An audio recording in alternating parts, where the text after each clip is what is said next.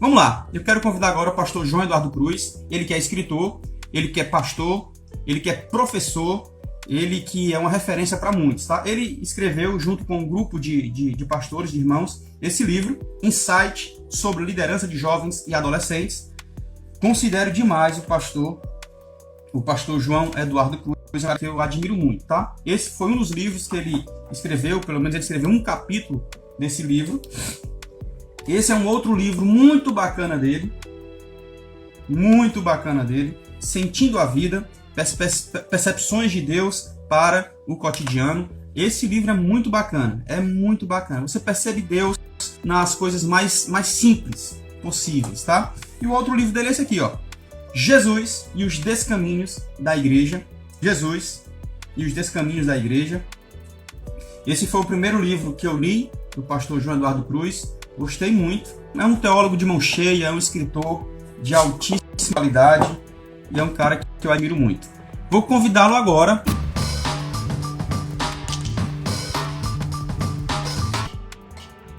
Bom dia, pastor. Muito obrigado pela sua disponibilidade. Eu sei da correria. Muitas pessoas acham que em tempos de coronavírus os pastores estão dormindo e descansando. Estão trabalhando ainda mais. Estão trabalhando muito mais. Muito obrigado pela sua disponibilidade. Para a gente é uma satisfação enorme te receber, porque a gente te considera uma referência, principalmente aqui para a gente no estado do Ceará, de ministério pastoral, de ministério acadêmico também, e como escritor, como eu falei, eu conheço esses 3 livros, né? 2 seus e um que você tem uma participação, e tem um estilo todo próprio de escrever. Bom dia, muito obrigado pela sua participação, pastor. Bom dia, João. Olha, eu fico muito lisonjeado, tá, com as suas palavras. Você está me ouvindo bem? Tá ótimo, para mim tá ótimo. Então tá bom. Olha, eu fico muito lisonjeado com as suas palavras. Eu acho que é muita graça de Deus na minha vida, né? Eu não sou tanto quanto você está falando, não. Acho que é muito mais do seu amor de irmão, tá? Mas eu fico grato por isso. E é um prazer muito grande participar desse momento aqui com você. Grande privilégio. Fiquei muito feliz com o convite, porque, como você bem falou, né? Nesse momento a gente está pastoreando dessa forma. Né? A gente está pastoreando via online. Então, tudo que a gente puder acrescentar às pessoas é uma alegria, é um privilégio. Então, esse momento, para mim, é uma oportunidade que o Senhor está me dando para poder ajudar, de alguma forma, as pessoas a vivenciar esse momento de maneira diferente, né?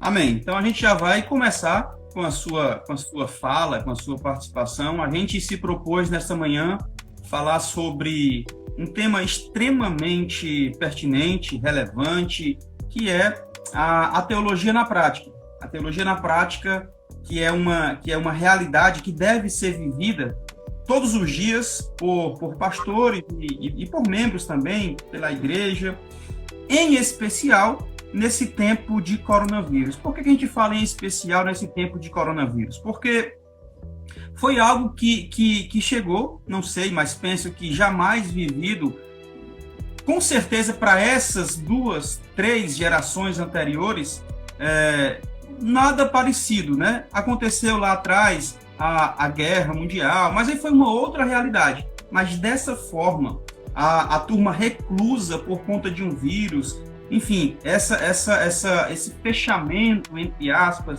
da igreja, dos comércios, por conta de uma pandemia, tenho a impressão que no Brasil a gente não havia vivido nos últimos, 100 ou 200 anos.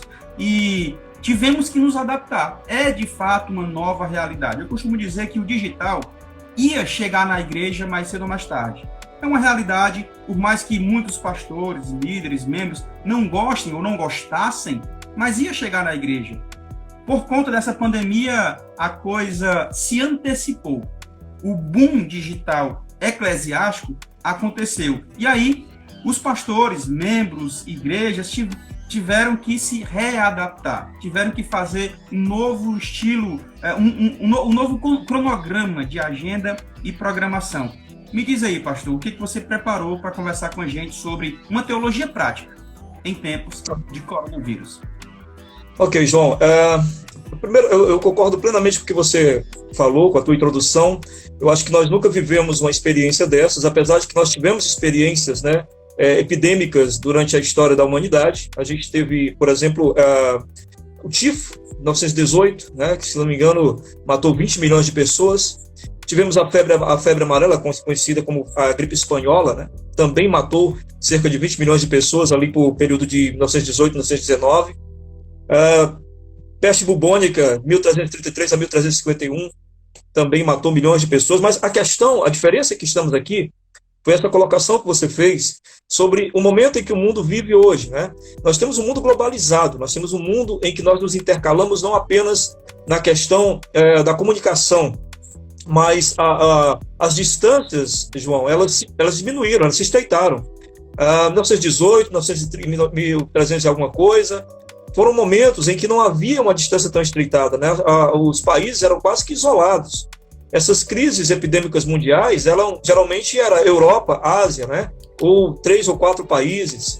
A gripe espanhola chegou ao Brasil porque um emissário, né, da Rússia veio visitar o nosso país e acabou trazendo a gripe espanhola. Quer dizer, é uma coisa muito rara, né? Nós estamos vivendo um momento em que esse estreitamento ele trouxe uma realidade completamente diferente, né? Ele trouxe uma forma completamente diferente de encarar as coisas, porque elas ficaram muito próximas de nós. Há um mês atrás, nós descobrimos que morreu a primeira pessoa, né, com coronavírus. Hoje nós já temos 1.271 mortes no Brasil em um mês, né? Então é uma realidade muito extrema realmente e assustadora. Não vamos diminuir isso. É assustadora por essa questão do mundo que nós vivemos hoje, desse estreitamento, né, territorial que nós vivemos hoje por causa da tecnologia. Então, assim, a dificuldade que nós vivemos hoje é um pouco diferente da dificuldade que foi vivida naquela época, na época das grandes crises teológicas do mundo. O mundo, João Paulo, ele teve grandes crises teológicas, sabe? Ele teve momentos em que a teologia foi abalada, né? 1755, nós tivemos o terremoto em Lisboa. Esse terremoto matou cerca de 30 milhões de pessoas. E foi uma crise teológica muito grande, uma das primeiras crises teológicas. Por quê? Porque a ideia era de um Deus soberano que cuidava dos seus. E, naturalmente, por Lisboa ser uma cidade extremamente católica, extremamente devota, não havia prostíbulos, não haviam bares ali, mas todos, né, tinham uma devoção ao Senhor, acreditava-se que aquela cidade era uma cidade protegida por Deus. Então, quando esse terremoto aconteceu, essa tragédia terrível, isso abalou a fé de muita gente. Para você ter uma ideia, era uma época em que o iluminismo estava, né, ali crescendo, né? Iluminismo, para vocês que estão nos ouvindo e nos vendo, é aquele período em que o homem tira Deus do centro e coloca-se no centro da história, né? E ali alavancou o iluminismo, né, naquele período, João Paulo. Então, ali foi uma crise muito grande teológica. Uma segunda crise teológica foi a Primeira Guerra Mundial. Porque na Primeira Guerra Mundial, ali por volta de 1918, estava acontecendo também, como eu citei ainda há pouco, a gripe espanhola. Então, imagina só, 20 milhões de pessoas mortas pela gripe espanhola e a Primeira Guerra Mundial acontecendo, e a pergunta era, onde está Deus? Ali surgiu, né, todo o pensamento liberalista, que ainda hoje, né, se estende por toda a Europa, certo? Então, quando eu falo, João, sobre teologia prática, eu estou falando sobre essa confrontação contínua que nós vamos ter como seres humanos, sobre a realidade de o Deus que nós cremos ser soberano, que tem todas as coisas sob seu controle, e esses momentos em que as coisas parecem sair do controle das mãos desse Deus. Porque a ideia que se tem, João, é que nós temos um Deus que usa um certo paternalismo conosco, né? Um cuidado paternalista, aquela coisa do... Eu não sei se você já teve essa experiência, você que é pai deve ter tido, né? A do filho não cair, a do filho não pular, a do filho tentar cercar o filho de todas as formas, né? Para que o filho seja protegido. Nós temos uma ideia de Deus assim. E, na verdade, as Escrituras não trazem uma ideia de Deus assim. Ela traz uma ideia de um Deus que nos deu aquilo que, na teologia, nós chamamos de livre agência, né? A livre ação. O filho pode agir e, na sua ação, vai ter que, vamos dizer assim, arcar com as consequências desta ação. Lógico, João Paulo, que essa ação ela é resguardada pelo Senhor. O Senhor nos cerca, né? Ele, por exemplo, não permite que alguns de nós nasçamos em determinadas famílias ou períodos, porque Ele sabe da possibilidade cruel que seria tal pessoa nascer em tal geração, né? Então há um controle de Deus, mas ainda assim há uma livre ação do homem. Então, quando eu falo em teologia prática, falo desse entendimento a partir dessa questão das tragédias que podem vir ao mundo e do Deus que ainda está no controle de todas as coisas. Por exemplo, para deixar mais ilustrada a minha fala nesse momento que estamos vivendo, o coronavírus seria um castigo de Deus ou seria fruto desse mundo caído? Fruto daquilo que o mundo caído representa, que é o quê? As bactérias, os germes, né? E todo o descaso humano com cuidado sobre essas coisas. Enfim, é desse ponto que nós precisamos partir, né? É daí que a gente precisa começar a refletir. Eu estou falando demais, João? Não, tá ótimo. Tá, se você quiser me interromper, por favor. Fazer algumas considerações para a gente, é verdade. Tá certo. Se você quiser me interromper, fique à vontade, por favor. Aliás, você que manda, né?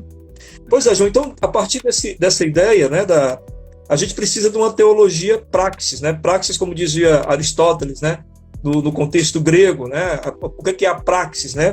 Seria a ação por meio da conduta, né? Então, o que a gente está falando em relação a isso, essa ação por meio da conduta? Teologia, para começo de história, não estuda Deus.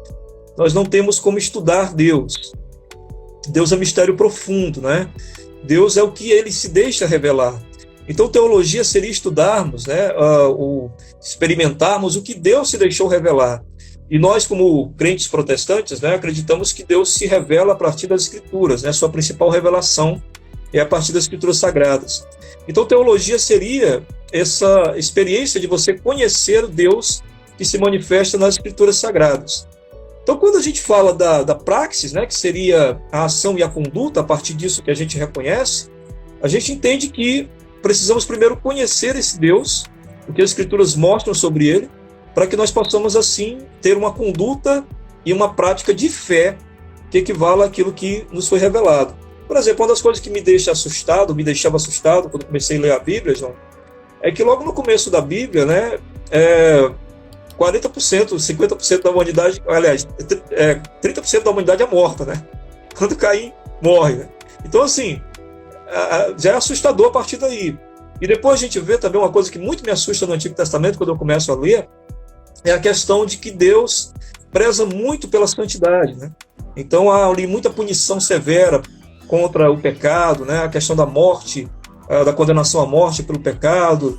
E então, assim, a gente percebe que é um Deus que zela por algumas coisas. E dentro desse zelo, por exemplo, está a questão da santidade.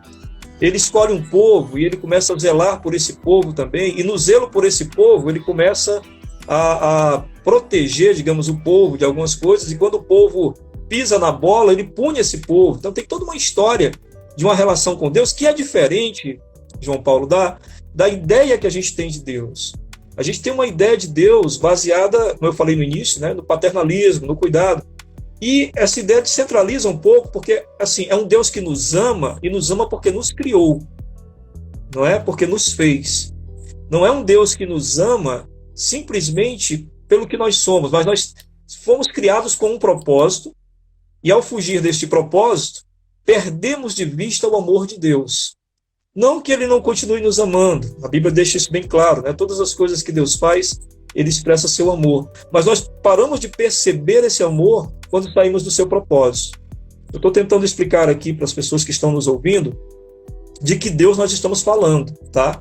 Porque existe a questão do Deus que nós imaginamos e o Deus que as Escrituras mostram. O Deus que as Escrituras mostram nos diz que ele nos ama porque nos criou para o seu amor, e nos diz que nós não compreendemos o seu amor na medida em que nos afastamos dele. Essa mesma Escritura diz que todos nós nos afastamos dele por causa do pecado. Então está claro aqui para nós que nós não compreendemos o seu amor por causa do pecado.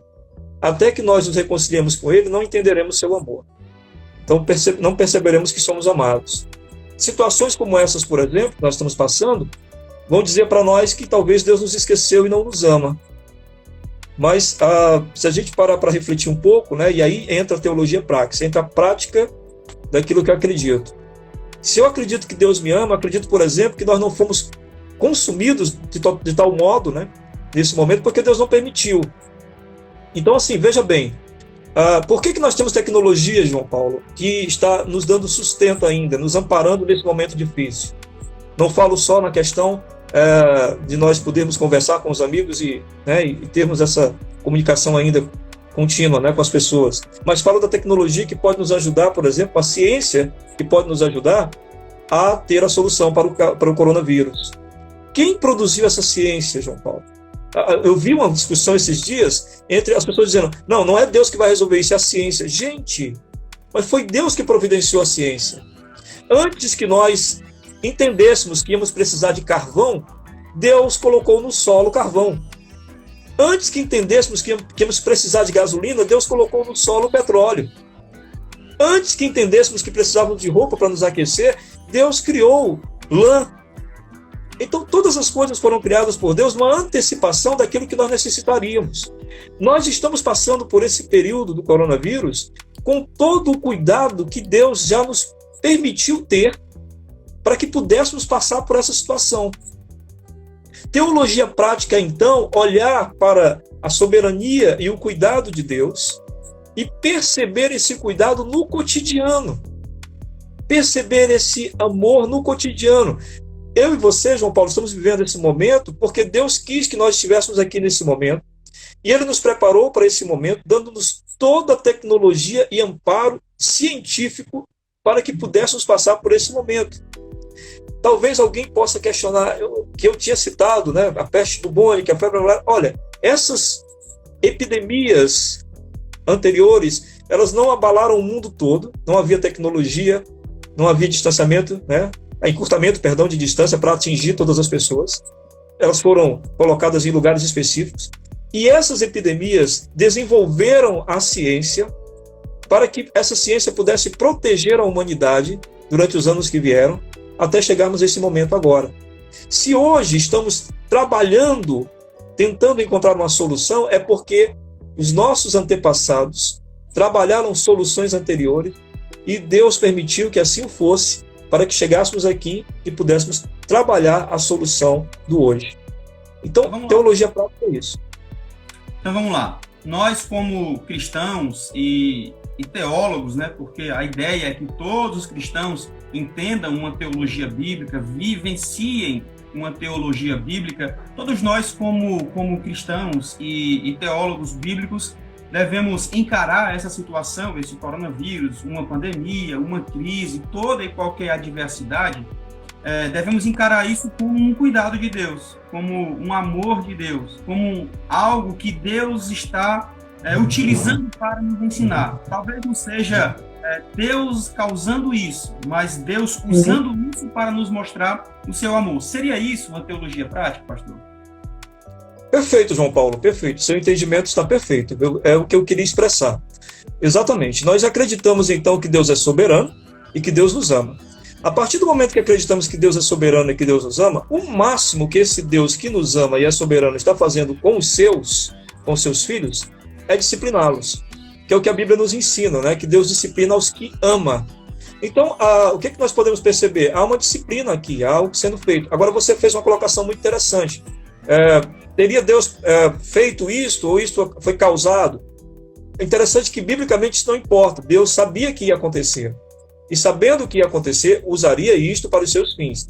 Agora, o que nós não podemos fazer, isso é muito importante. Deus ele permite algumas coisas para que haja ação dos seus filhos também.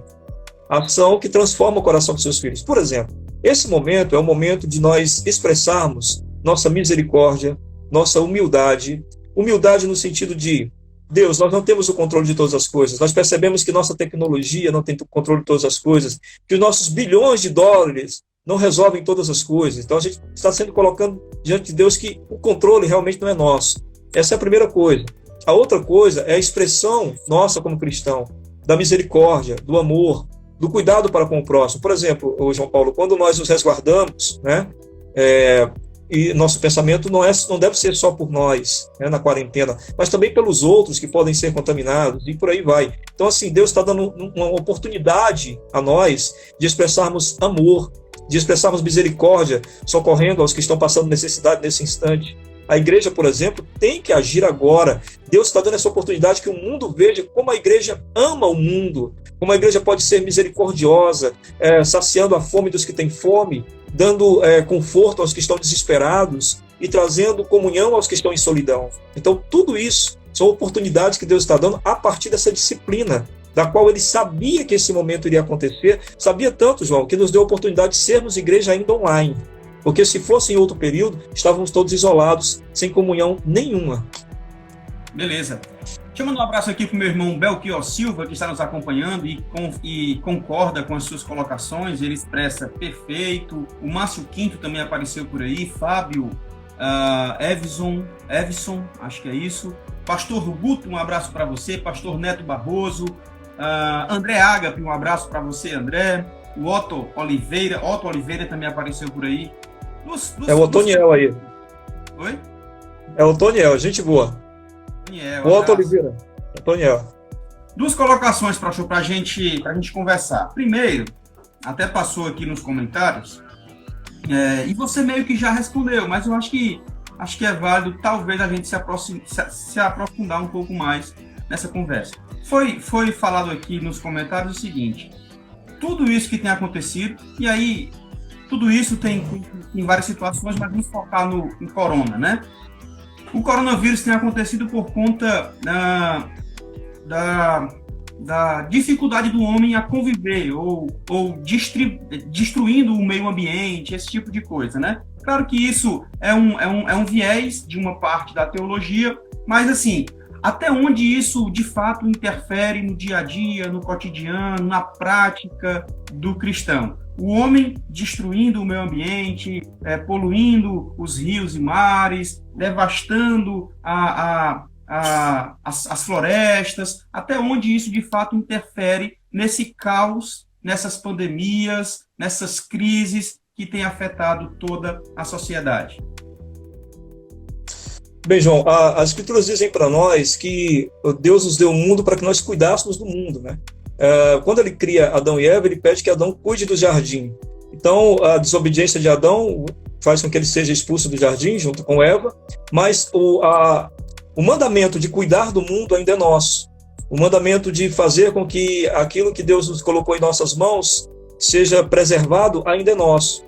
Então é pecado todas as vezes que o homem ele usurpa, né, a criação de maneira arbitrária, fazendo com que essa criação se volte contra ele.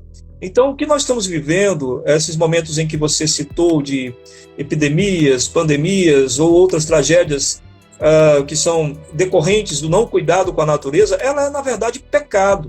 Da mesma forma, João Paulo, que Deus nos deu o nosso corpo e nós precisamos cuidar dele, e quando não cuidamos, estamos em pecado. E deixa eu lembrar uma história bem interessante sobre isso, a questão de cuidar do corpo, porque muita gente se volta logo para a questão de drogas e tal, né?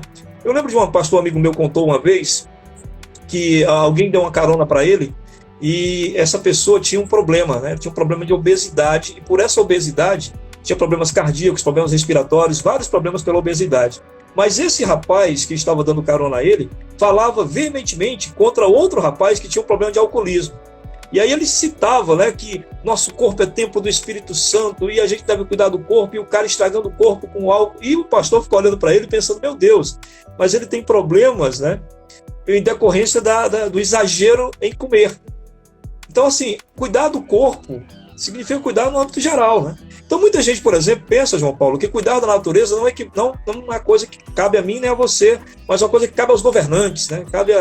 Na verdade, a cada momento em que você está escovando os dentes e deixa a torneira aberta enquanto escova os dentes, né?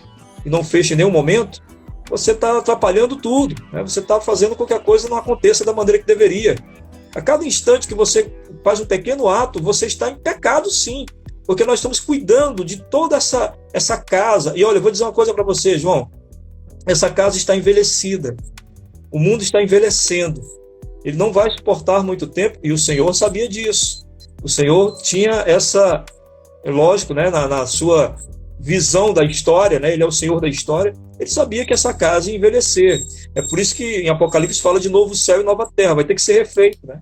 Por quê? Porque está envelhecendo. As coisas não vão continuar como estão. E a natureza, ela é como se fosse aquela coisa da ação e reação contrária, né? Como diz a lei física, né? Então, tudo que a gente faz, a gente vai ter um retorno, e um retorno contrário daquilo que fez.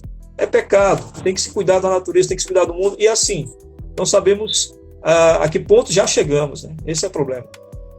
Pastor João Eduardo Cruz é o nosso convidado de hoje. Estamos conversando sobre teologia prática em tempos de coronavírus. A gente está mantendo essa live diariamente, todos os dias, com um convidado especial, abordando um tema prático, vívido do nosso cotidiano, tá?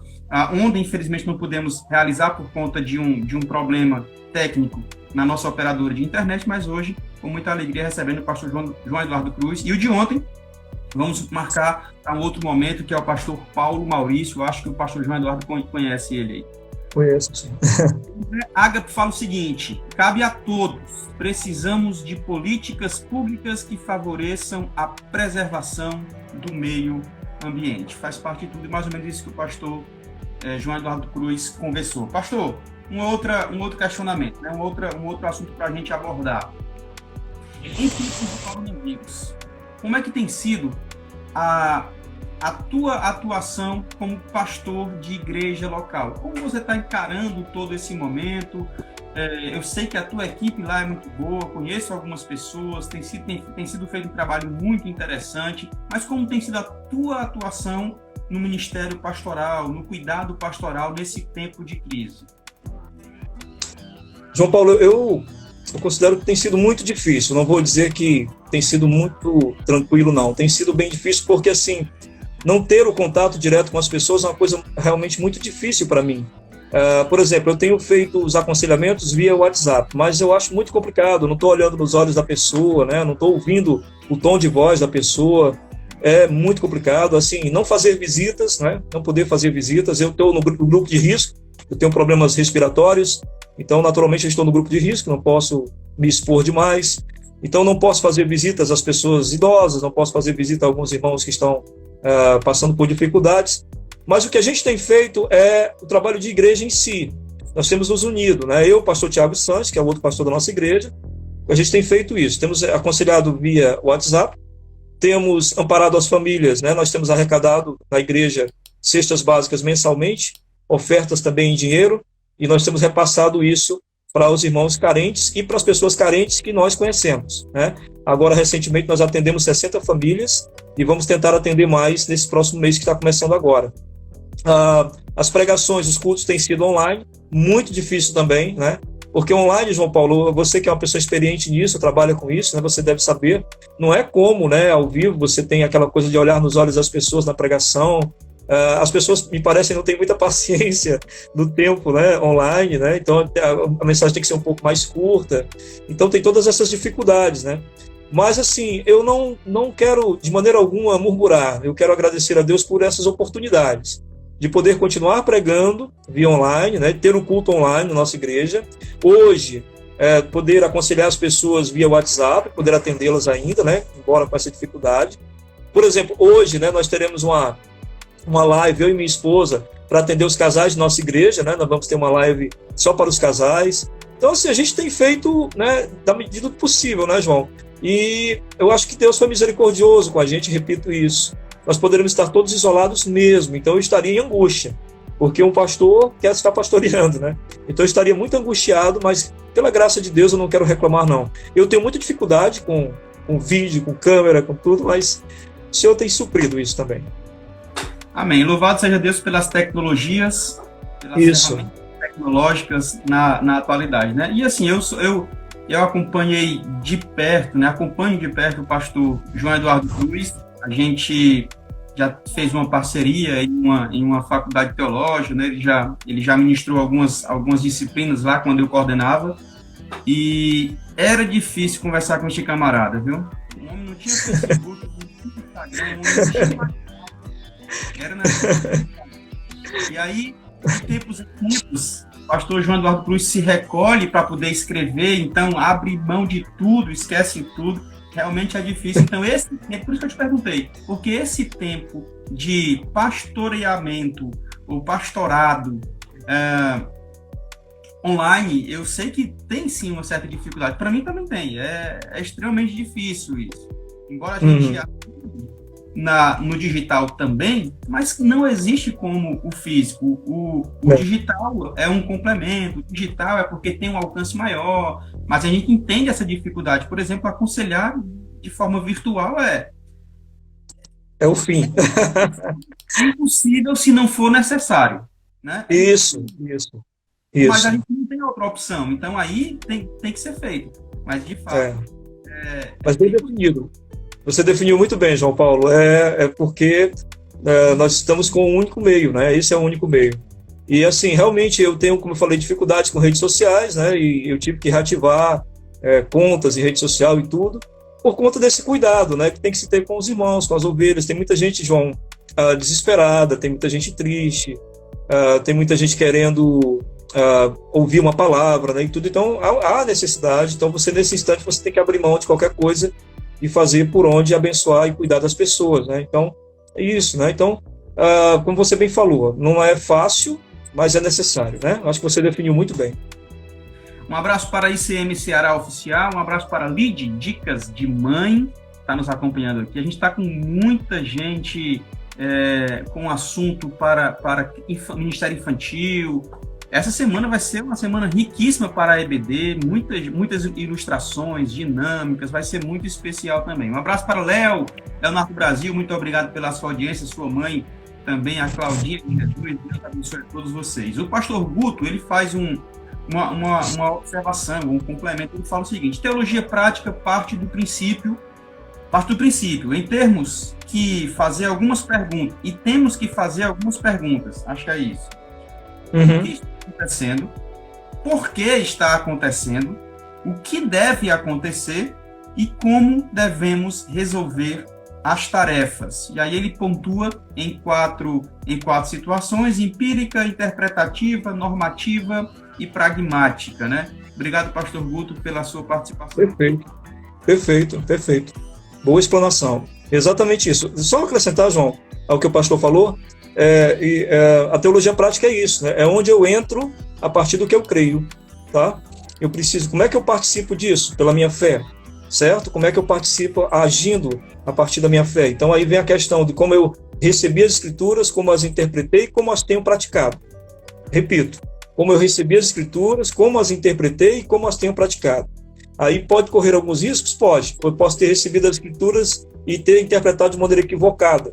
Se eu interpretei de maneira equivocada, eu vou agir de maneira equivocada. Talvez alguém pergunte qual é a maneira correta. Bom, a maneira correta é aquela maneira em que eu me transformo à semelhança de Cristo. Quando me torno à semelhança de Cristo, interpretei bem as escrituras. Elcilene fala ótimas explicações sobre a situação atual que estamos passando. Estamos conversando com o pastor João Eduardo Cruz, pastor da Primeira Igreja Batista em Planalto Calcaia, escritor, teólogo, um homem que tem sido referência no estado do Ceará de piedade e ministério pastoral também. Pastor, somos todos teólogos. Esse é um título de um livro do Sproul. O Eugene Peterson fala muito disso também, que todos nós, pastores, líderes e membros, devemos buscar uma teologia bíblica. O livro lá das 9 marcas, quando vai falar sobre uma igreja saudável, ou membro de uma igreja saudável, ele vai falar também nessa perspectiva de que o membro precisa conhecer a Bíblia, de fato ser teólogo, biblicamente. Qual a tua perspectiva dessas expressões? Somos todos teólogos, todos os membros têm que ser teólogo bíblico, porque muito se tem combatido, hoje nem tanto, mas alguns anos atrás, a gente recebeu muitas críticas por conta da teologia entrando na igreja.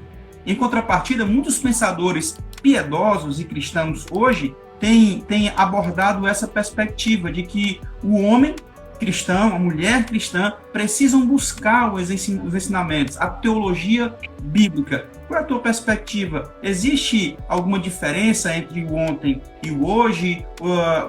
E de fato, isso é necessário, essa teologia bíblica, para que a igreja seja saudável espiritualmente, cresça espiritualmente? Assim, João, precisamos diferenciar a questão da teologia, que nós chamamos de teologia acadêmica, né? O que é a teologia acadêmica? É o pensar sobre Deus, é o se aprofundar nesse pensamento, é o que eu diria até filosofar, né, sobre as coisas referentes a Deus. Mas existe uma teologia, e essa teologia é a teologia que eu chamo de teologia comum, que é a teologia de todos nós. Como eu falei no início da nossa conversa, teologar ou teologizar é você conhecer as coisas referentes a Deus, as quais Ele nos revelou. Ou seja, é partir das Escrituras e tentar compreender esse Deus das Escrituras. Isso é algo que cabe a todos nós. Todos nós somos teólogos, daí vem a citação do Sproul, né? Porque realmente todos nós temos essa experiência de compreensão sobre Deus a partir das Escrituras. É lógico, João, que existe a teologia acadêmica. O que é a teologia acadêmica? É aquele que vai esmiuçar alguns termos, algumas questões, alguns pormenores, e esmiuçando isso, torna-se aquilo que a Bíblia chama de mestre. Aquele que vai orientar, aquele que vai direcionar, apontar para o caminho mais profundo daquilo que está sendo experimentado. Existem os mestres e existem os teólogos. Existem os teólogos mestres e existem os teólogos, que somos todos nós, né, quando apenas vamos às Escrituras e procuramos compreendê-las. Então, essa teologia comum, essa teologia não acadêmica, que cabe àquela senhora dona de casa, atarefada, mas que abre sua Bíblia todos os dias e medita num texto das Escrituras e ora, aquele homem que trabalha dia após dia, 8 horas de trabalho, chega em casa, abre a sua Bíblia antes de dormir ou antes de sair de casa e faz uma leitura, são teólogos, são pessoas que estão tendo uma experiência com a revelação de Deus. E essa experiência com a revelação de Deus os faz, sim, conversar sobre Deus. Às vezes você encontra, João Paulo, crentes simples, pessoas comuns, mas que têm muito a falar sobre Deus e é embasado nas Escrituras. Eu já conheci muitas pessoas assim, pessoas que não têm uma formação acadêmica, pessoas que não têm nenhum tipo de formação teológica, né? Mas são teólogos da praxis, né? São teólogos comuns, são teólogos da leitura. Falam sobre a Escritura, comentam sobre ela, explicam de maneira muito agradável. Meu sogro, que faleceu com 92 anos, ele era um homem assim.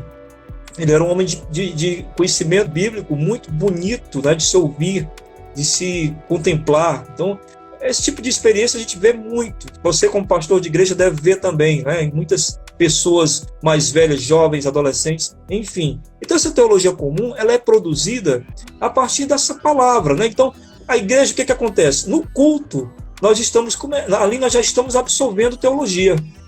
No culto, o que nós temos? Nós temos leitura da palavra, cânticos referentes à palavra, orações referentes às Escrituras, pregação da palavra. É toda uma experiência teológica um culto.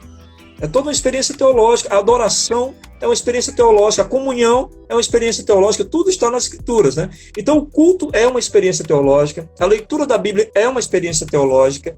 O estudo comum lá na escola bíblica dominical da igreja é uma experiência teológica. E essas experiências teológicas, elas vão construindo o pensar do crente comum, né? Então, por exemplo, você tem, vou citar aqui um teólogo, você tem um John Piper, né, muito conhecido, né? Ou um Jonas Madureira, esses teólogos mais conhecidos, né?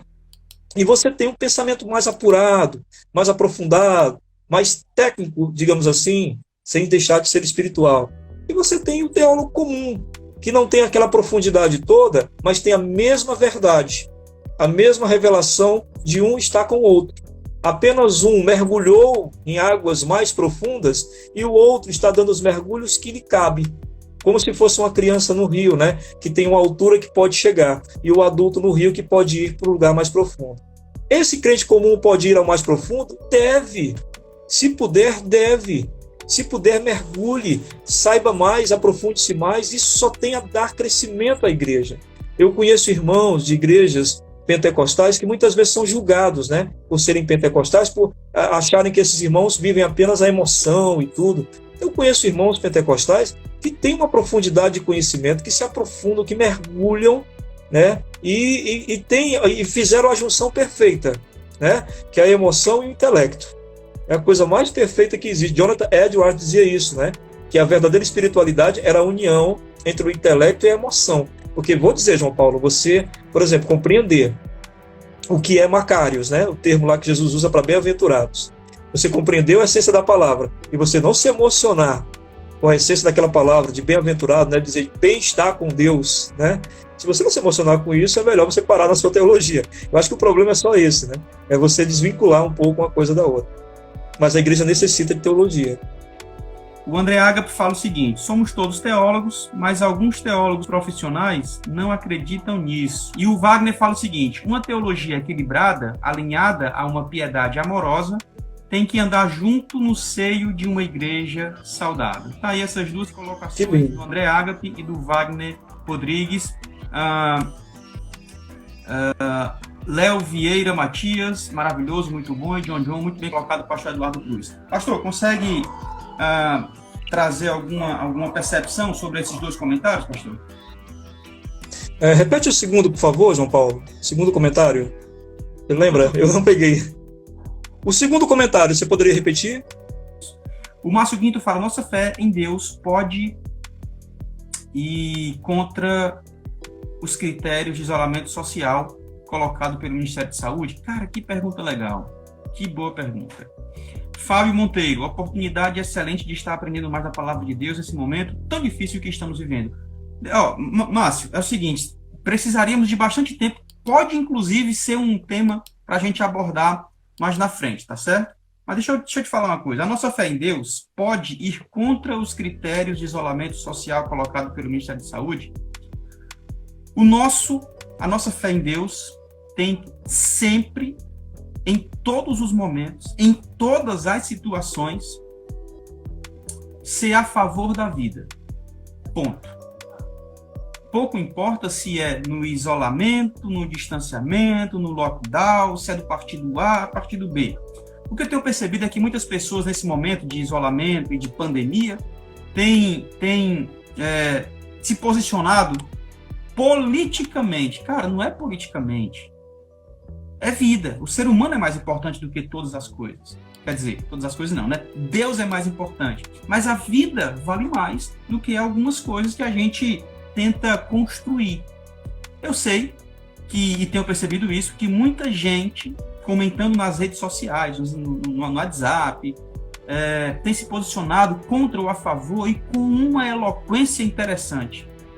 Só que essas pessoas, muitas vezes, não são infectologistas, não são preparados, especialistas em epidemias. Então é muito fácil a gente ficar criticando A ou criticando B, situação A ou B, quando a gente não tem conhecimento profundo. Se isso tem acontecido, talvez, acredito eu, que exista um estudo para que eles possam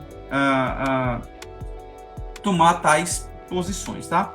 Agora vai dar certo, ele vai voltar, pastor João Eduardo Cruz.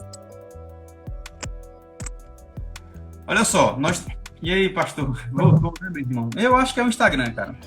Tá me ouvindo? Tô ouvindo sim, tá perfeito. Perfeito. Uns 4 minutos, certo? Ah, tá.